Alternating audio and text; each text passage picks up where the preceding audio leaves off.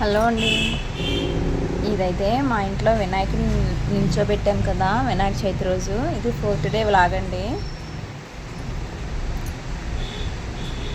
Early morning అయితే ఇంట్లో దీపం పెట్టాక చేసుకున్న పూజ అనమాట.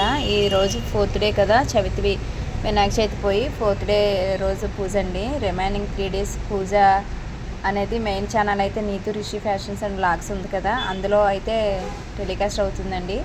అది ఇంకా అప్లోడ్ చేయలేదు. రేపు నిమజ్జనం చేసిన తర్వాత అప్లోడ్ చేద్దామని చెప్పి చేయలేదు. ఇది కొంచెం ఈరోజు పూజ అయితే ఈ ఛానల్లో అప్లోడ్ చేద్దామని చెప్పి అప్లోడ్ చేశాను. సో అమ్మవారిని అయితే నవరాత్రుల్లో 9 days అఖండ దీపం పెట్టి చేస్తున్నాం. కానీ వినాయకుడు చవితి అయితే ఆ రోజుతోనే పూర్తి చేసేసేవాళ్ళమండి. కానీ ఇయర్ ఎందుకో మా వారైతే 3 days ఉంచుదామన్నారు. 3 daysకి ఫ్రైడే వస్తుంది, అలా అయితే వద్దు, ఉంచితే 5 daysకి ఉంచుదాము, లేదంటే ఈరోజే నిమజ్జనం చేసేద్దాము అంటే, లేదు 5 days ఉంచుదాము ఉన్నీలే అని చెప్పారు. వినాయకుడి దయ వల్ల దీపం అయితే కొండెక్కట్లేదండి. నేనైతే మార్నింగ్ బోటిక్లోకి వచ్చేస్తున్నాను. ఆఫ్టర్నూన్ భోజనంకి వెళ్ళేటప్పుడు చూసేటప్పుడు కూడా దీపం అలానే ఉంటుంది.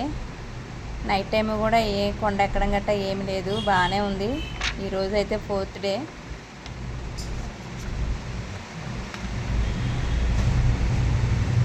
రేపైతే నిమజ్జనం చేయక తప్పదు.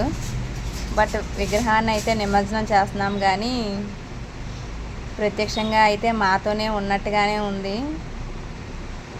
అసలు ఎలాంటి టెన్షన్ కూడా లేదండి. దీపం కొండ ఎక్కుద్దేమో, లేదా ఏమైనా అని కానీ ఏం లేదు, ప్రశాంతంగా ఉంది.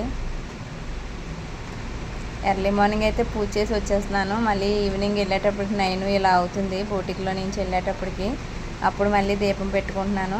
అఖండ దీపం అయితే కంటిన్యూ చేస్తున్నాను అనమాట.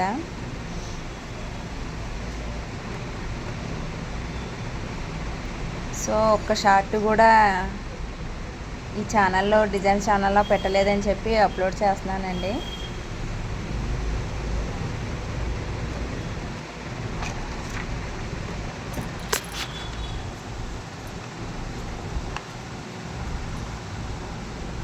పత్రికతో పూజ చేస్తుంటే వచ్చి దీపం పైన పడిపోయింది. ఏమో కొండ ఎక్కేసిందేమో అని చెప్పి పక్క నుంచి మా పాప అయితే కేకలేస్తుంది, మమ్మీ పడిపోయింది, దీపం పైన పడిపోయిందని. దేవుడు ఉన్నాడండి, అసలు దీపం అయితే కొండ ఎక్కలేదు.